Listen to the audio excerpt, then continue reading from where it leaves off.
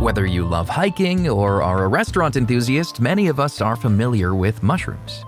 But while black and white truffles are widely coveted, they pale in comparison to the accomplishments of their cousins. In fact, some of our most important medications are made using fungi. The antibiotics are made by fungi, penicillins, cephalosporins, and a drug that many of the listeners will be using, which is the statins to lower cholesterol. These are made by fungi. They're natural products. The fungi just makes them, and we don't even understand why they make them, but we find them very helpful. That's Dr. Arturo Casadevall, microbiologist and infectious disease expert at Johns Hopkins Bloomberg School of Public Health. He says fungi are fascinating because they create so many different products. The ones most people are familiar with are hallucinogens, like LSD. Why would a fungus be making hallucinogens, We don't really understand it. Is so when an animal eats it, they get a hallucination and they don't eat the fungus again? We don't know, but they're remarkable in the number of molecules that they have. And some of these molecules are very powerful, from lowering your cholesterol to treating infections to giving you a bad trip. Casadevall says there's a lot we don't know about this kingdom. Even the pronunciation differs between communities. Experts estimate that we've documented about 10% of all fungal species that exist. Still, the little we do know of adds up to around 150,000 different types of fungus. This kingdom is extremely resilient. In fact, Casadevall says that they tend to thrive even when everything else is devastated. Major catastrophes in Earth's history, like mass extinctions of plants and animals, have been immediately followed by a fungal bloom. For example, when the meteorite killed the dinosaurs, the Earth was devastated, and there was a lot of plant matter. And it is now known that all that matter, led to a major fungal bloom. So one of the paradoxes is that the fungi do well when everything does poorly.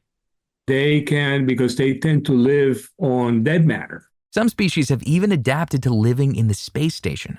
So whenever they send out a new astronaut and they open the hatch, the air has spores because there are fungal spores everywhere, and they have colonized the space station.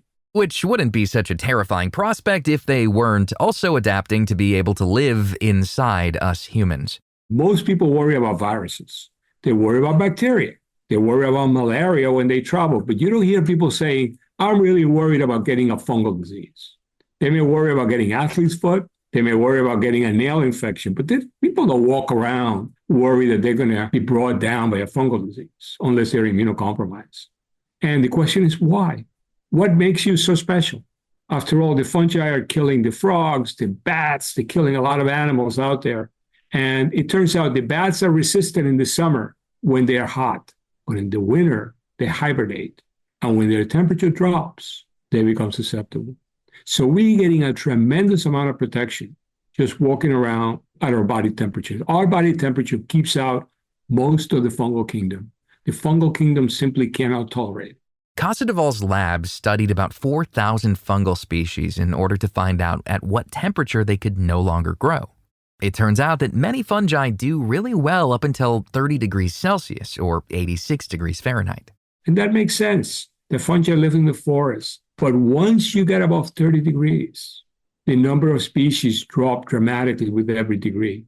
So by the time you get to 37 degrees, that's the centigrade or 98 degree Fahrenheit, about 6% of all fungal species could grow, which means that we could keep out more than 90% by just being at our temperature. So we don't think about it, but our temperature it's a major defense mechanism. And not just a deterrent, but possibly a major factor keeping us at the top of the food chain. Casadevall would go as far as to argue that it's our body temperature that's allowed humanity to flourish. Why are we here, the dominant animals, and why didn't we get a second reptilian age? Why didn't, for example, the reptiles recolonize the planet and you would have had reptiles all over again? And I've argued that it's our temperature. The fact that we are warm keeps out most of the fungal kingdom. We don't think about it. We go through the day at 37 degrees or 98 degrees Fahrenheit, and yet that's enough to keep it. And I've argued that fungal bloom selected for the small mammals. The small mammals had an advantage. So In that cataclysm, you had the small mammals reproduce more. And when the skies clear and the earth recovered, there were a lot more of them. And that's how we ended up with everything from whales to monkeys to us. This is the reason we haven't had to worry about a fungal pandemic like the one depicted in HBO's hit show, The Last of Us. Fungi has had no reason to evolve to withstand our body temperature, but with global warming causing the Earth's ambient temperature to rise, Casadevall thinks we should be paying more attention to this threat. Growing at higher temperatures has downsides. There's more damage as a result of replicative processes. It's a stressful environment. But if you're living in the ground, if you're living in the forest, and the world is getting warmer, you really have two choices. You can die or you can adapt. So imagine an organism that can only grow, let's use the Fahrenheit scale, 93 degrees. And now we're getting all these summers in which there are days in which the temperature is going up to over 100 degrees. That organism is going to have to adapt or die. As it adapts, it will gain the capacity then to grow at 94, 95, 96, maybe 98 degrees. Then you're no longer protected. A fungal pandemic would create unique challenges that we haven't seen before. Since certain species can produce hallucinogens, we could run into an illness that influences our thoughts and actions. There's currently a fungus found in rainforests that infects ants and essentially turns them into zombies to carry out its will. It turns out that they climb up the tree and they die, and then this fungus puts out a fruiting body, which is like a little mushroom, a little thing that you see, and this thing just bursts.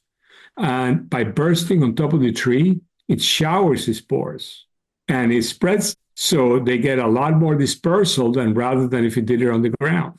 Interestingly enough, there are a few cases throughout human history where we can see the effects of a fungal toxin. There are reports that during the Middle Ages in England, rye bread was contaminated with a type of fungus that causes convulsions, pain, and hallucinations. Thankfully, Casadevall says that our scientists are as prepared as possible with the current research. Still, the fungi kingdom is vast and largely unexplored, meaning that a devastating surprise could be right around the corner. It's an enormous kingdom, 6 million plus species, and everyone is different, and everyone will present new challenges. So we do have drugs. If we were confronted with a fungal emergency, I think that humanity has resources. We're not defenseless. But I think that if you want to continue to prepare, the best insurance is do more science. Learn more about this kingdom, because the more you know, the more you're likely to be prepared for the unknown. His book, What If Fungi Win, is available now wherever books are sold. You can find more information about Dr. Arturo Casadevall and all of our guests on our website, radiohealthjournal.org. For more behind the scenes, follow Radio Health Journal on Facebook, Instagram, and X. Our writer-producer is Kristen Farah. Our production manager is Jason Dickey. I'm Greg Johnson.